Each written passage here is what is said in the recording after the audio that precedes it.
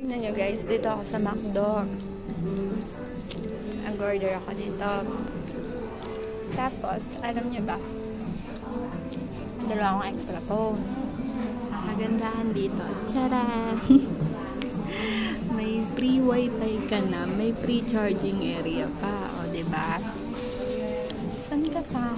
Magcha-charge yan. Promise. Sasabihin nyo, japik ka. Ito na yan. Nagcha-charge yan. Ito lang yan sa McDonald's Hong Kong. Diba? May free wifi na. May free charge pa. Siguro kahit dito ka na matulog, char. Pwede din. So, habang kumakain ako nito, crispy tayo. Nagcha-charge siya while playing.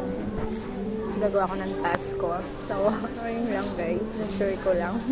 Nakakatuwa lang dito sa McDonald's Hong Kong.